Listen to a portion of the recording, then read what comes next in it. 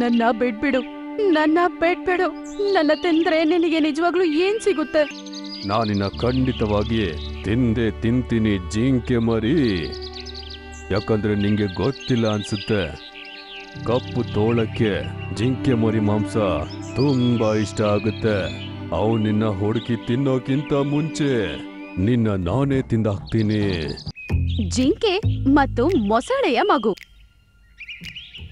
ಗೋಳು ಜಿಂಕೆ ಕಾಡಲ್ಲಿ ಅದರ ಅಪ್ಪ ಅಮ್ಮನ ಜೊತೆ ತುಂಬಾ ಮೆತ್ತಿಗೆ ಅದರ ಮನೆಯ ಕಡೆಗೆ ನಡ್ಕೊಂಡು ಹೋಗುತ್ತೆ. ಬೇಗ ಬೇಗ ಬಾ ಗೋಲು. ಅಮ್ಮ, ನನ್ಗೆ ತುಂಬಾ ಸುಸ್ತಾಗ್ತಾ ಇದೆ. ನನ್ ಕೈಯಲ್ಲಿ ಬೇಗ ಬೇಗ ನಡೆಯಕ್ಕಾಗಲ್ಲ. ನೀನು ಬೇಗ ನಡಿಲೇಬೇಕು ಗೋಲು. ಇದು ಕಾಳಿ ತೋಳದ ಜಾಗ. ಅದೊಂದ್ ವೇಳೆ ನಮ್ಮನ್ನ ನೋಡಿದ್ರೆ ಅದ್ ನಮ್ಮೆಲ್ಲರನ್ನು ಸಾಯಿಸ್ಬಿಡುತ್ತೆ. ನಿಮ್ಮಮ್ಮ ಸರಿಯಾಗಿ ಹೇಳಿದ್ದಾರೆ. ಈ ಕಾಡಲ್ಲಿ ಕಪ್ಪು ತೋಳ ಎಲ್ಲ ಇದೆ. ಅದು ಕಾಡಿನ ರಾಜ ಸಿಂಹವನ್ನು ನೋಡಿ ಕೂಡ ಭಯ ಪಡೋದಿಲ್ಲ. ರಾಜನ ನಿಯಮವನ್ನ ಅದು ಪಾಲಿಸೋದೇ ಇಲ್ಲ. ಅವ್ರಪ್ಪ ಹಂಗಂತ ಹೇಳ್ತಾನೆ ಇರ್ತಾರೆ. ಆಗ ಗಿಡಗಳ ಮಧ್ಯದಿಂದ ಕಾಳು ತೋಳ ತುಂಬಾನೇ ಜೋರಾಗಿ ಓಡಿ ಬಂದು ಅವ್ರ ಮುಂದೆ ನಿಂತ್ಕೊಳ್ಳುತ್ತೆ. ಉಗ್ರವಾಗಿ ಅವರನ್ನ ನೋಡ್ತಾ ಇರುತ್ತೆ. ನಮ್ಮನ್ನ ಇಲ್ಲಿಂದ ಹೋಗ್ಲಿಕ್ ಬಿಡು ಕಾಳ ತೋಳ. 2 ದಿನದಿಂದ ಹಶ್ವಲ್ಲಿದ್ದೀನಿ. ನನ್ ಮುಂದೆ ಅಂದವಾದ 2 ಜಿಂಕೆ, ರುಚಿಯಾದ ಒಂದು ಜಿಂಕೆ ಮರಿ ಹೋಗ್ತಾ ಇದೆ. ನಿನ್ಗೇನು ಅನ್ನಿಸ್ತಾ ಇದೆ? ನಾನು ಸುಮ್ಮನೆ ಬಿಡ್ತೀನಾ? ಹಾಗೆಲ್ಲ ಮಾಡ್ಬೇಡ ನೀನು. ಕಾಡಿನ ರಾಜ ನಿನ್ನ ಸುಮ್ಮನೆ ಬಿಡೋದಿಲ್ಲ. ಅವನು ನನ್ನ ನೋಡಿ ಭಯಪಟ್ಟು ಬಾಲ ಮಡ್ಕೊಂಡು ಓಡೋಗ್ತಾನೆ. ಹಂಗಂತ ಹೇಳಿ ಕಾಲ ತೋಳ ಗೋಳುನ ಹೆಂಗಾದ್ರೂ ತಿನ್ಬಿಡ್ಬೇಕು ಅಂತ ನೋಡ್ತಾ ಇರುತ್ತೆ. ಗೋಲು ಅವರಪ್ಪ ಗರ್ತಾಗತ್ತೆ ಆ ತೋಳ ಮೊದಲು ಅವರ ಮಗನ್ನ ತಿನ್ನುತ್ತೆ ಅಂತ. ಕಾಲು ಅವರಪ್ಪ ಓಡೋಗಿ ಆ ತೋಳವನ್ನು ಗಟ್ಟಿಯಾಗಿ ಹಿಡ್ಕೊಂಡ್ಬಿಡ್ತಾನೆ. ಇಲ್ಲಿಂದ ಓಡೋಗು ಗೋಲು. ಆಗ ಕಾಳು ತೋಳ ಗೋಳು ಅವರ ಅಪ್ಪನ ಮೇಲೆ ತಿರುಗಿ ಅಟ್ಯಾಕ್ ಮಾಡ್ತಾನೆ. ಇದನ್ನ ನೋಡಿ ಗೋಲು ಮತ್ತೆ ಅವ್ರ ಅಮ್ಮ ತುಂಬಾನೇ ಭಯ ಪಡ್ತಾರೆ. ಏನ್ ಮಾಡೋದಂತ ಅರ್ಥ ಆಗದೆ ಇಬ್ಬರು ಒಂದೊಂದು ದಿಕ್ಕಲ್ಲಿ ಓಡಕ್ಕೆ ಶುರು ಮಾಡ್ತಾರೆ. ಕಾಲ ತೋಳ ಗೋಳು ಅವರ ಅಪ್ಪನ್ನ ತಿಂದು ಅದು ಅದರ ನಾಲಿಕೆಯನ್ನು ಚಪ್ಪರಿಸ್ತಾ ಈಗನ್ನುತ್ತೆ. ಇಬ್ರು ಓಡೋಗ್ಬಿಟ್ರ. ಆದ್ರೆ ನನಗೆ ಆ ರುಚಿಕರವಾದ ಮರಿಯನ್ನ ತಿನ್ಬೇಕು ಅನಿಸ್ತಾ ಇದೆ. ಯಾವಾಗ ತನಕ ಅದನ್ನ ನಾನು ತಿನ್ನೋದಿಲ್ವೋ ನಂಗೆ ನೆಮ್ಮದಿಗೆ ಇಲ್ಲ. ಹೇಗಾದ್ರೂ ಅದನ್ನ ನಾನು ಕಂಡು ಹಿಡಿತೀನಿ. ಇನ್ನೊಂದು ಕಡೆ ಗೋಲು ಓಡೋಡ್ತಾ ಅದಕ್ಕೆ ಗೊತ್ತಿಲ್ದೇ ಇರೋ ದಿಕ್ಕಿಗೆ ಹೋಗ್ಬಿಡುತ್ತೆ. ಓಡಿ ಓಡಿ ತುಂಬಾ ಸುಸ್ತಾಗ್ಬಿಟ್ಟು ಅದು ಒಂದು ನದಿಯ ಬಳಿ ನಿಂತ್ಕೊಳ್ಳುತ್ತೆ. ಆಗ ಅದಕ್ಕೆ ಏನು ಶಬ್ದ ಕೇಳಿಸುತ್ತೆ.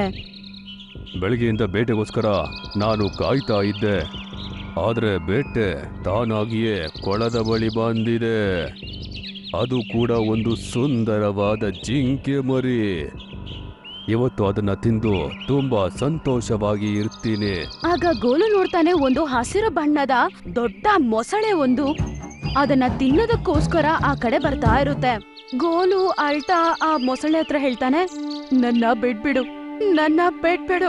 ನನ್ನ ತಿಂದ್ರೆ ನಿನಗೆ ನಿಜವಾಗ್ಲೂ ಏನ್ ಸಿಗುತ್ತೆ? ಈಗ್ಲೇ ಕಾಲು ತೋಳ ನನ್ನ ಅಪ್ಪನ್ನ ನನ್ನ ಕಣ್ಣ ಮುಂದೆನೆ ತುಂಬಾ ಮೋಸವಾಗಿ ತಿನ್ಬಿಡ್ತು.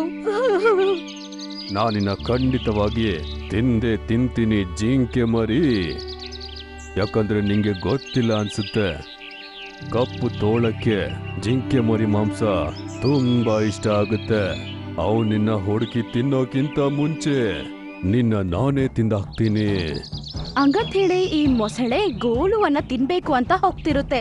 ಅದೇ ಸಮಯದಲ್ಲಿ ನದಿಯಿಂದ ಒಂದು ಹಸಿರು ಬಣ್ಣದ ಮೊಸಳೆ ಆಚೆ ಬರುತ್ತೆ. ಮತ್ತೆ ಅದು ಹಸಿರು ಬಣ್ಣದ ಮೊಸಳೆ ಮುಂದೆ ಹೋಗಿ ನಿಂತ್ಕೊಳ್ಳುತ್ತೆ.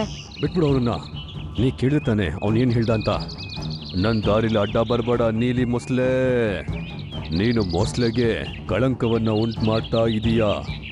ನೀನು ತಿನ್ನೋದಿಲ್ಲ, ಬೇರೆಯವರನ್ನು ನೀನು ತಿನ್ನೋಕ್ ಬಿಡ್ತಾ ಇಲ್ಲ. ಆ ಚಿಕ್ಕ ಪಾಪು ಜಿಂಕೆ ಮರಿಯನ್ನ ನಾನು ತಿನ್ನೋದಿಕ್ಕೆ ಬಿಡೋದಿಲ್ಲ. ನಾನು ಅದು ಮಾತಾಡಿದ ಎಲ್ಲವನ್ನು ಕೇಳಿದೆ. ಪಾಪ, ಅವನು ತುಂಬಾ ಕಷ್ಟದಲ್ಲಿದ್ದಾನೆ.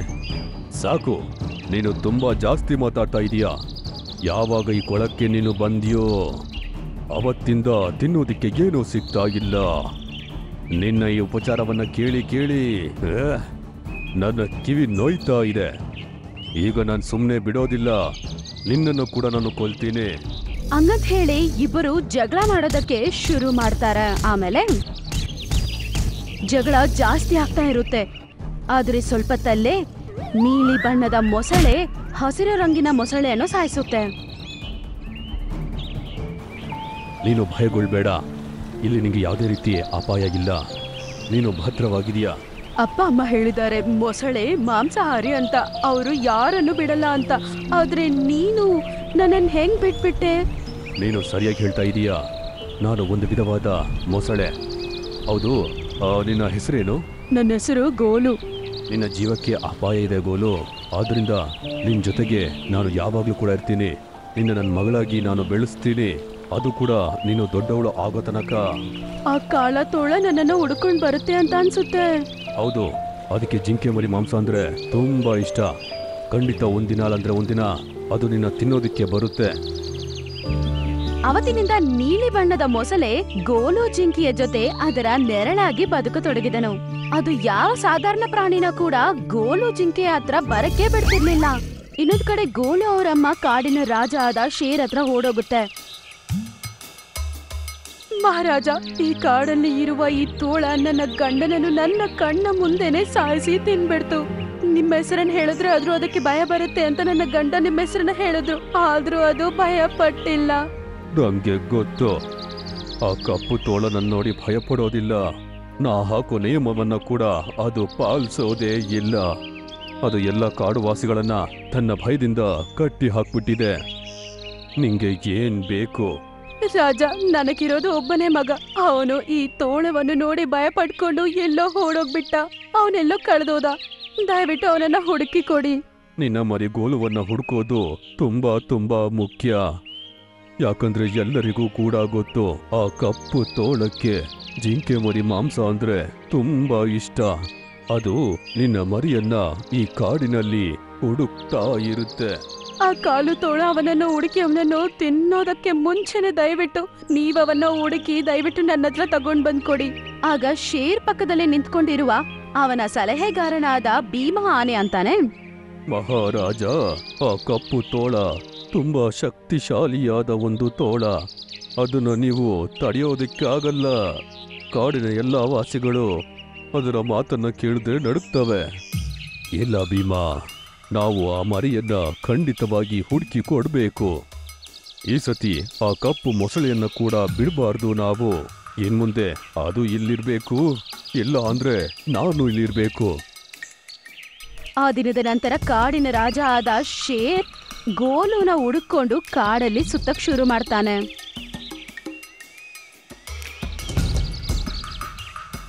ಈಗಲೇ ಸ್ವಲ್ಪ ತಿಂಗಳು ಕಳೆದು ಹೋಗುತ್ತೆ. ಗೋಲು ಜಿಂಕೆ ಮೊಸಳೆಯನ್ನು ಅದರ ತಂದೆಯಂತೆ ಅದು ಪ್ರೀತಿಸ್ತಾ ಇತ್ತು. ಒಂದಿನ ಗೋಲು ಮತ್ತೆ ಮೊಸಳೆ ಇಬ್ಬರು ಮಾತಾಡ್ಕೋತಾ ಇರ್ತಾರೆ. ಆಗ ಸಡನ್ ಆಗಿ ಗಿಡದ ಒಳಗಡೆಯಿಂದ ಕಾಲ ತೋಳ ಗೋಳು ಜಿಂಕೆಯ ಬಳಿ ನಡ್ಕೊಂಡ್ಬರುತ್ತೆ. ನಿನ್ನ ಹುಡುಕ್ತಾ 1 ತಿಂಗಳು ಕಳೆದು ಬಿಡ್ತು. ಈಗ ನೀನು ನನ್ನ ಕಣ್ಣಿಗೆ ಬಿದ್ದಿದೀಯಾ. ಇವತ್ತು ನಾನು ನಿನ್ನ ತಿಂತೀನಿ. ಇಲ್ಲಿಂದ ಹೋಗು ಕಪ್ಪು ತೋಳವೇ, ಇಲ್ಲಾಂದ್ರೆ ನಿನ್ನ ಜೀವವನ್ನ ಬಿಡ್ಬೇಕಾಗುತ್ತೆ. ಗೋಲು ಈಗ ನನ್ ಮಗ. ನಾನು ಅವನನ್ನ ಕಾಪಾಡ್ತೀನಿ. ನಾ ಸತ್ರು ಕೂಡ ಅವನನ್ನ ಕಾಪಾಡ್ತೀನಿ. ಮೊಟ್ಟ ಮೊದಲೇದಾಗಿ ನೋಡ್ತಾ ಇದ್ದೀನಿ, ಒಂದು ಮೊಸಳೆಯ ಮರಿ ರುಚಿಕರವಾದ ಜಿಂಕೆ ಮರಿಯಾಗಿದೆ. ಮೊದಲು ಈ ಜಿಂಕೆ ಮರಿಯನ್ನ ಕೊಲ್ತೀನಿ, ಅದ್ರ ನಂತರ ಈ ಮೊಸಳೆಯನ್ನ ನಾನು ಕೊಲ್ತೀನಿ. ಹಂಗಂತ ಹೇಳಿ ಕಾಲ ತೋಳ ಗೋಳು ಜಿಂಕೆಯನ್ನು ತಿನ್ನೋದಕ್ಕಂತ ಹೋಗುತ್ತೆ. ಅದೇ ಸಮಯದಲ್ಲಿ ಮೊಸಳೆ ತೋಳವನ್ನು ಅಟ್ಯಾಕ್ ಮಾಡುತ್ತೆ. ತಕ್ಷಣ ಅದರ ಕತ್ತನ್ನು ಹಿಡ್ಕೊಂಡ್ಬಿಡುತ್ತೆ. ಮತ್ತೆ ಸ್ವಲ್ಪ ಹೊತ್ತು ಅವರ ಮಧ್ಯೆ ಭಯಂಕರವಾದ ಯುದ್ಧ ನಡೆಯುತ್ತೆ. ಮೊಸಳೆ ಕಾಳು ತೋಳವನ್ನು ತುಂಬಾ ಜೋರಾಗಿ ಹೊಡೆಯಕ್ ಶುರು ಮಾಡುತ್ತೆ. ಅದೇ ಸಮಯದಲ್ಲಿ ಗೋಲುವನ್ನು ಹುಡುಕೋತಾ ಗೋಲು ಅವರ ಅಮ್ಮ ಮತ್ತೆ ಕಾಡಿನ ರಾಜ ಬರ್ತಾರೆ. ಅವನು ಸತ್ತಿರೋದನ್ನ ನೋಡಿ ಅವರು ಸಂತೋಷ ಪಡ್ತಾರೆ. ನೀನು ಏನ್ ಮಾಡಿದೆ ಅಂದ್ರೆ ಅದನ್ನ ನನ್ನಿಂದನೂ ಮಾಡಕ್ಕಾಗಿಲ್ಲ. ಅಂತಹ ಒಂದು ಕೆಲಸವನ್ನ ಮಾಡಿದ್ದೀಯಾ. ಖಂಡಿತ ಈ ಕಾಡಿಗೆ ಒಬ್ಬ ಸಮರ್ಥ ರಾಜ ಆಗೋದಿಕ್ಕೆ ನಿನಗೆ ಎಲ್ಲ ಹಕ್ಕು ಕೂಡ ಇದೆ. ಇಲ್ಲ ಮಹಾರಾಜ, ಈ ಕಾಡಿನ ಸಿಂಹ ನೀವು. ಸಿಂಹನೇ ಕಾಡಿನ ರಾಜನಾಗಿರ್ಬೇಕು. ಹೌದು, ನೀನು ಯಾರು? ಇಲ್ಲಿನ ತನಕ ನೀಲಿ ಬಣ್ಣದ ಮೊಸಳೆಯನ್ನು ನೋಡೇ ಇಲ್ಲ. ಒಂದು ಮೊಸಳೆ ಒಂದು ಜಿಂಕೆ ಮರಿಯನ್ನ ಕಾಪಾಡ್ತಾ ಇದೀಯಾ. ಏನಿದು? ಮೊಸಳೆ ಜಿಂಕೆ ಮರಿಯನ್ನ ಕೊಂದು ತಿನ್ನುತ್ತೆ ಅತ್ತಾನೆ? ಕಾಡಿನ ರಾಜ ಹಂಗಂತ ಹೇಳಿದ ತಕ್ಷಣ ಆಗ ಬಣ್ಣ ಬಣ್ಣದ ಬೆಳಕು ನೀಲಿ ಬಣ್ಣದ ಮೊಸಳೆಯ ಮೇಲೆ ಹೊಡೆಯೋಕೆ ಶುರು ಆಗತ್ತೆ. ಮತ್ತೆ ನೋಡ್ತಿದ್ದಂಗ್ಲೆ ಒಂದು ಸುಂದರವಾದ ಮನುಷ್ಯನಾಗಿ ಬದಲಾಗುತ್ತೆ. ಯಾರ್ ನೀನು? ನಾನೊಬ್ಬ ಬೇಟೆಗಾರ. ಸುಮಾರು ವರ್ಷದ ಮುಂಚೆ ಈ ಕಾಡಿನ ಪ್ರಾಣಿಯನ್ನ ನಾನು ಬೇಟೆಯಾಡಿ ಕೊಲ್ತಾ ಇದ್ದೆ. ಇದರಿಂದ ಕೋಪಗೊಂಡ ಒಬ್ರು ಸ್ವಾಮೀಜಿ ನನ್ನ ನೀಲಿ ಬಣ್ಣದ ಮೊಸಳೆಯಾಗಿ ಬದಲಾಯಿಸ್ಬಿಟ್ರು. ನನ್ನ ಶಾಪ ಯಾವಾಗ ಮುಕ್ತವಾಗುತ್ತೆ ಅಂದ್ರೆ ಕಷ್ಟದಲ್ಲಿದ್ದೊಂದು ಪ್ರಾಣಿಯನ್ನ ನಾನು ಕಾಪಾಡಬೇಕಾಗಿತ್ತು. ಆ ಪ್ರಾಣಿ ಮೇಲೆ ಮಗನ ಹಾಗೆ ಪ್ರೀತಿನ ತೋರಿಸ್ಬೇಕಿತ್ತು. ನಾನು ಅದನ್ನು ಈಗ ಮಾಡಿದೆ. ನಾನು ಶಾಪ ಮುಕ್ತವಾದೆ. ನಿಮಗೆ ತುಂಬಾ ತುಂಬಾ ಧನ್ಯವಾದ. ಇವತ್ತು ನಿಮ್ಮ ಕಾರಣದಿಂದನೇ ನನ್ನ ಮಗ ಜೀವಂತವಾಗಿದ್ದಾನೆ. ನಿಮ್ಮಿಂದಾನೇ ಈ ಕಾಡಿನ ದೊಡ್ಡ ಶತ್ರು ಕೊಲ್ಲಲ್ಪಟ್ಟಿದ್ದಾನೆ. ನಾನೀಗ ಮನೆಗೆ ಹೋಗ್ಬೇಕು. ಹಂಗಂತೇಳಿ ಆ ಸುಂದರವಾದ ಮನುಷ್ಯ ಜಿಂಕೆಯನ್ನು ಹಗ್ ಮಾಡ್ಕೊಂಡು ಅಳ್ತಾ ಹೀಗಂತ ಹೇಳ್ತಾನೆ, ನಾನಿನ್ನ ಆವಾಗವಾಗ ಭೇಟಿ ಆಗ್ತೀನಿ. ನಾನಿನ್ನ ಈಗ್ಲೂ ಕೂಡ ನನ್ನ ಮಗು ಹಾಗೆ ನೋಡ್ತಾ ಇದ್ದೀನಿ. ಖಂಡಿತ ಈ ಕಾಡು ನಿನ್ನ ಮನೆಯಾಗೂ ಕೂಡ ಇರುತ್ತೆ. ನೀನು ಯಾವಾಗ ಬೇಕಾದ್ರೂ ಇಲ್ಲಿಗೆ ಬರಬಹುದು. ಮತ್ತೆ ಆ ಸುಂದರವಾದ ಮನುಷ್ಯ ಹೋಗಕ್ಕಿಷ್ಟ ಅಲ್ಲ ಅಂದ್ರೂ ಅಲ್ಲಿಂದ ಹೋಗ್ಬಿಡ್ತಾನೆ. ಮತ್ತೆ ಅವತ್ತಿಂದ ಕಾಡಲ್ಲಿ ಎಲ್ಲರೂ ತುಂಬಾ ಸಂತೋಷವಾಗಿ ಜೀವನ ಸಾಗಿಸ್ತಾರೆ. ನಾನು ಹುಲಿಯೊಟ್ಟಿಗೆ ರೇಸ್ ಮಾಡ್ತಾ ಇದ್ದೀನಿ. ನಿನಗೆ ಸಹಾಯ ಮಾಡಕ್ಕಂತ ನಿಂತ್ರೆ ನನಗೆ ದೊಡ್ಡ ಲಾಸ್ ಆಗುತ್ತೆ. ಜಿಂಕೆ ಅಣ್ಣ ಹಂಗ ಹೇಳ್ಬೇಡಿ. ಒಬ್ಬರಿಗೆ ಸಹಾಯ ಮಾಡೋದ್ರಲ್ಲಿ ಯಾವಾಗ್ಲೂ ನಮ್ಗೆ ಏನೂ ಸಮಸ್ಯೆ ಆಗೋದಿಲ್ಲ. ದೂರದಲ್ಲಿ ಒಂದು ಕಾಡಲ್ಲಿ ಎಲ್ಲಾ ಜಂತುಗಳು ತುಂಬಾನೇ ಸಂತೋಷವಾಗಿ ಜೀವಿಸ್ತಿದ್ವು. ಅವರ ಕಾಡಿನ ರಾಜ ಆದ ಶೇರ್ ಖಾನ್ ಆ ಜಂತುಗಳನ್ನ ಎಲ್ಲಾನು ತುಂಬಾನೇ ಚೆನ್ನಾಗಿ ನೋಡ್ಕೋತಾ ಇದ್ದ. ಒಂದಿನ ಸಾಯಂಕಾಲ ಶೇರ್ ಖಾನ್ ಎಲ್ಲಾ ಜಂತುಗಳನ್ನ ಮೀಟಿಂಗ್ಗೆ ಕರೀತಾನೆ. ನನ್ನ ಪ್ರೀತಿಯ ಪ್ರಾಣಿಗಳೇ, ನನ್ನ ಅಣ್ಣ ಶೇರನ ಹೆಲ್ತು ಸರಿಯಿಲ್ಲ. ಅವನನ್ನು ನೋಡೋಕ್ಕೆ ಅಂತ ನಾನು ಪಕ್ಕದ ಕಾಡಿಗೆ ಹೋಗ್ತಾ ಇದ್ದೀನಿ. ನಾನು ಹೋಗಿ ಬರೋ ತನಕ ಹೀಗೇನೆ ಪ್ರೀತಿಯಿಂದ ಇರಿ. ಏನು ಸಮಸ್ಯೆ ಮಾಡ್ಕೊಳ್ಬೇಡಿ. ಒಬ್ಬರಿಗೆ ಮತ್ತೊಬ್ಬರು ಹೆಲ್ಪ್ ಮಾಡಿ. ಏನಾದರೂ ಸಮಸ್ಯೆ ಬಂದರೆ ಶಕ್ತಿಗಿಂತ ಯುಕ್ತಿಯಿಂದ ಕೆಲಸ ಮಾಡಿ. ನೀವು ಶೇರ್ ಖಾನ್, ನೀವು ಟೆನ್ಷನ್ ಮಾಡ್ಕೊಳ್ಬೇಡಿ. ನೀವು ಇಲ್ಲದೆ ಇದ್ರೂ ಕೂಡ ನಿಮ್ಮ ಎಲ್ಲ ರೂಲ್ಸನ್ನು ನಾವು ಸರಿಯಾಗಿ ಪಾಲನೆ ಮಾಡ್ತೀವಿ. ಒಳ್ಳೇದು ಒಳ್ಳೇದು. ಹಂಗಂತೇಳಿ ಶೇರ್ ಖಾನ್ ಅಲ್ಲಿಂದ ಹೋಗ್ಬಿಡ್ತಾನೆ. ಎಲ್ಲ ಜಂತುಗಳು ಅವರವರ ಮನೆಗೆ ಹೊರಟು ಹೋಗ್ಬಿಡ್ತಾರೆ. ಎಲ್ಲ ಜಂತುಗಳು ಬೆಳಗ್ಗೆ ಎದ್ದು ಅವರವರ ಕೆಲಸಗಳನ್ನ ಮಾಡ್ತಾ ಇದ್ವು. ಆದ್ರೆ ಅದೇ ಸಮಯದಲ್ಲಿ ಯಾವ್ದೋ ಶೇರ್ ಖಾನ್ ಗರ್ಜನೆ ಮಾಡ್ತಿರೋದು ಕೇಳಿಸತ್ತೆ.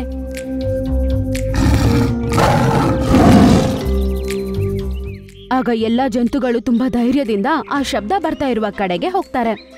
ಅವ್ರು ನೋಡಿದಾಗ ಶೇರ್ ಖಾನಿನ ಜಾಗದಲ್ಲಿ ಬೇರೆ ಒಂದು ಶೇರ್ ಇರುತ್ತೆ. ಯಾರ್ ನೀನು? ಸೌಂಡ್ ಕಮ್ಮಿ ಮಾಡೋ.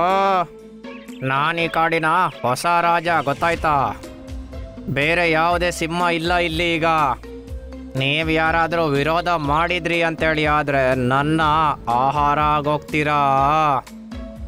ಅವ್ನ್ ಮಾತಾಡಿದನ್ ಕೇಳಿದ ತಕ್ಷಣ ಅವನಿಗೆ ಆಪೋಸಿಟ್ ಆಗಿ ರಿಯಾಕ್ಟ್ ಮಾಡೋದಕ್ಕೆ ಯಾವ ಜಂತುಗಳಿಗೂ ಧೈರ್ಯ ಇಲ್ಲ.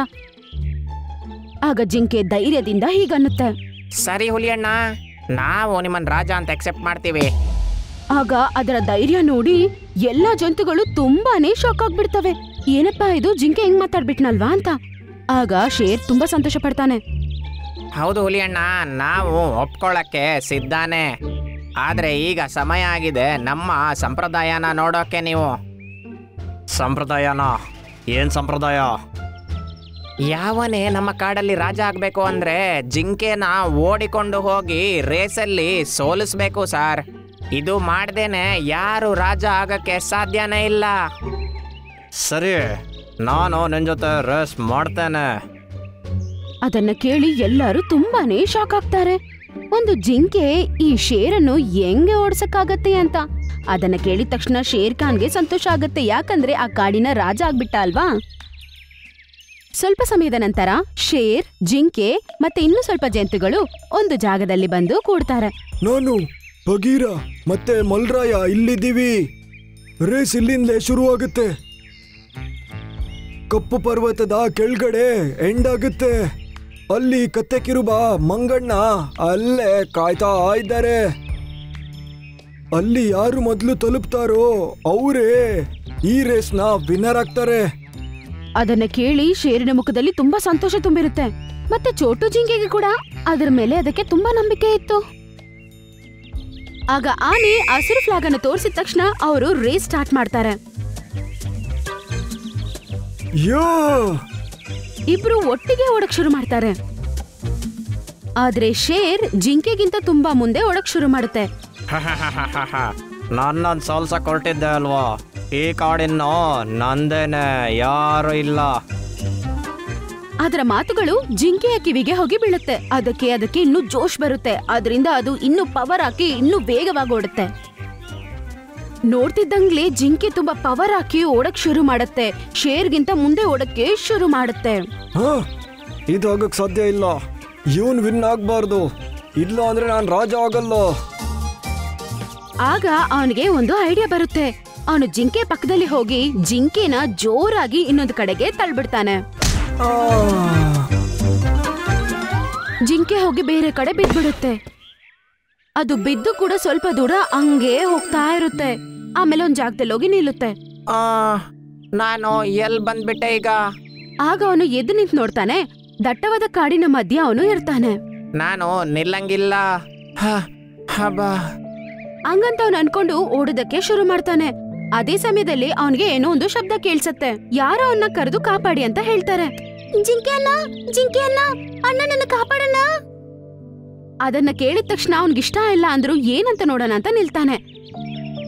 ಆಗ ಒಂದು ಪಕ್ಷಿ ಅದ ಕಾಲಿನ ಮೂಲಕ ಒಂದು ಆಪಲ್ ನ ಎತ್ಕೊಂಡ್ ಬರೋದಕ್ಕೆ ತುಂಬಾ ಕಷ್ಟ ಪಡ್ತಾ ಇರುತ್ತೆ.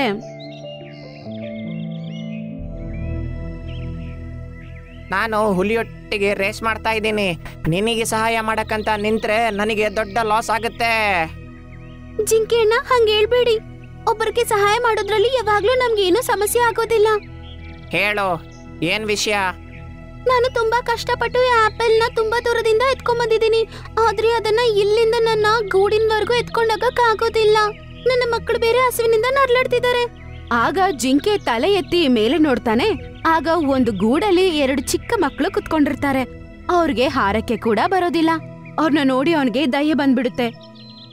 ಆ ಆಪಲ್ ನ ಅವನು ಎತ್ಕೊಂಡು ಅವರ ಗೂಡಲ್ಲಿ ಇಟ್ಬಿಡ್ತಾನೆ. ಅರೆ ವಾ, ಆಪಲ್! ಮಕ್ಕಳಿಬ್ರು ಸಂತೋಷದಿಂದ ತಿನ್ನಕ್ಕೆ ಶುರು ಮಾಡ್ತಾರೆ. ಅವ್ರ ಅಮ್ಮ ಕೂಡ ಅದನ್ನ ನೋಡಿ ತುಂಬಾ ಸಂತೋಷ ಪಡ್ತಾಳೆ.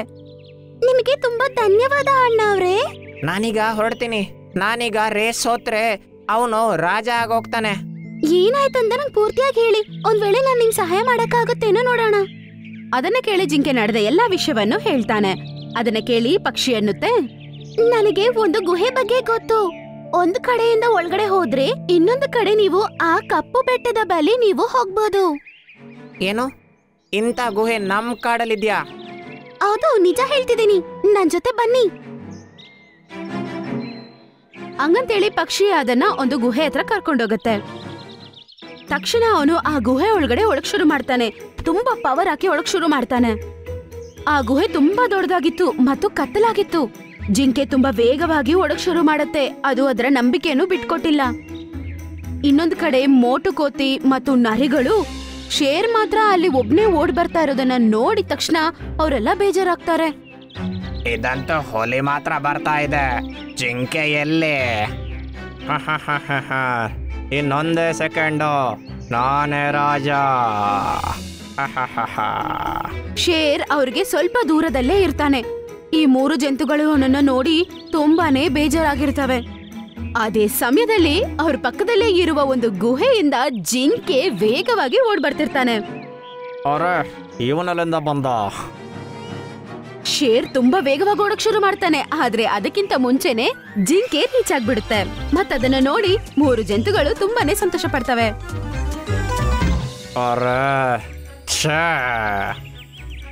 ಎಲ್ಲಾ ಜಂತುಗಳು ಸಂತೋಷದಿಂದ ಜಂಪ್ ಮಾಡ್ತಿರ್ತವೆ.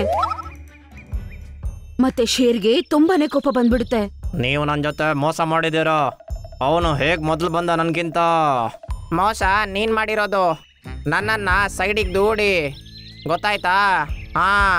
ಅದನ್ನ ಕೇಳಿದ ತಕ್ಷಣ ಎಲ್ಲಾ ಜಂತುಗಳು ಶೇರ್ನ ಒಂದು ಕೇವಲವಾಗಿ ನೋಡಕ್ ಶುರು ಮಾಡ್ತಾರೆ. ಆ ಹಕ್ಕಿಗೆ ದೇವ್ರು ಒಳ್ಳೇದ್ ಮಾಡ್ತಾನೆ. ಆ ಹಕ್ಕಿಯಿಂದಲೇ ನಾನು ಇಲ್ಲಿ ತನಕ ಬಂದಿರೋದೀಗ. ಅದನ್ನ ಕೇಳಿ ಶೇರ್ಗೆ ಅವನ ಮೇಲೇನೆ ಅವನ್ಗೆ ತುಂಬಾ ನಾಚಿಕೆ ಆಗುತ್ತೆ. ಮತ್ತೆ ಅಲ್ಲಿಂದ ಅವನು ಹೋಗ್ಬಿಡ್ತಾನೆ. ಜಿಂಕೆ, ನೀನಿಲ್ಲ ಅಂದಿದ್ರೆ ನಮ್ಮ ಕತೆ ಮುಗ್ದೆ ಹೋಗ್ತಿತ್ತಷ್ಟೇನೆ. ನಿಜಾನೇ, ಬೇರೆಯವರಿಗೆ ಒಳ್ಳೇದ್ ಮಾಡಿದ್ರೆ ನಮಿಗೂ ಒಳ್ಳೇದೇ ಆಗುತ್ತೆ.